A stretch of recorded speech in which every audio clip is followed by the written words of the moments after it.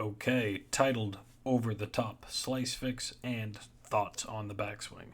So let's jump in and take a look. We are first going to play this through once or twice, then break it down position by position. So we see up here that ball takes off pretty far to the left, maybe sliced back, probably didn't, took a couple extra steps, fade away. Yeah, let's go back and fix that. So we're going to start at impact and first set our impact frame, which looks right about here. And quick thoughts tell me that ball's hit on the heel. And what gear effect does to that club is it's going to take that club head and really twist it over.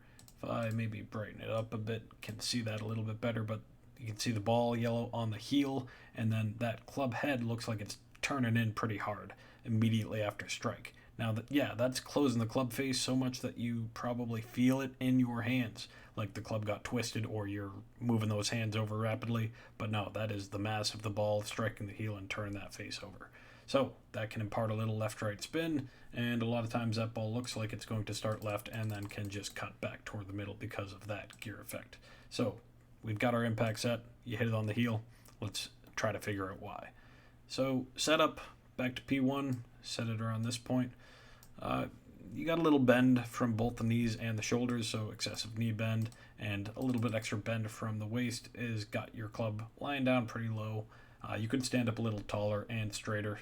You might not need to step in closer to the ball based on the fact that you've caught a lot of these on the heel. So just up a little bit taller, it will help with the subsequent shoulder tilt that we see. Let's get a helpful path line up here just so we can reference that as we go along. P1 set, stand up a little bit. 2, club comes back, not in a bad place at all. A bit outside the hands, face angle's not looking bad. You can see that Callaway Maverick orange because they wanted you to tell it was a Callaway Maverick orange on these drivers. So keep going, P2. We're looking okay. Club's in a decent spot. Body's turning all right. P3, that club is staying pretty flat, shallow behind you. The turn continues, the flex of the knees continue, but there's not much tilting going on, and that tilt is more or less this angle here between the shoulders.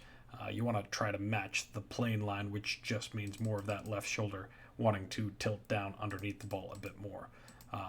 But looking flat, looking like you're going to get a little stuck back here, and you do. I'm going to go back, set our third position so we can reference back later, but 3 is set, up toward 4 at the top, and yeah, stays flat. Your trail elbow is already tucked in as tight as it can go, which means it's only got one place to go from here, and that's away from your body, which tends to be the prelude to the cast and throw over the top.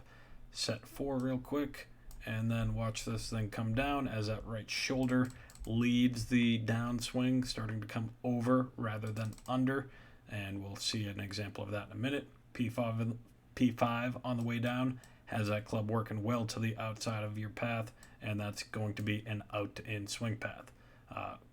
Impact we've already seen. I'm going to clean up a little bit, and then we're going to reference one thing here. Maybe 2. A plane line and a rear end line. Note the hands are on the red line at P1. Jump to P6 impact, and you've jumped in closer to it. The hands have now worked more than a few inches closer to the golf ball, which is more than enough to go from the center to the heel of that club. So this is the effect of a lot of the problems that have happened with that over-the-top move, but hard not to hit a heel when that happens. 7 and the follow-through into 8 are all subsequent to change if you get that backswing a little bit different so that you can drop the club in the slot. So now, what's the fix? Let's bring up the guy who shallows it better than anyone else, and with a driver nonetheless. So gonna keep it quick and simple. Plane line, path line on both, and don't pick on the single use plane or how I draw it. We're just going to use it as a reference because Sergio from the top fairly flat with his shoulders and arm, but the trail elbow has not fully been jammed all the way into the side of his body.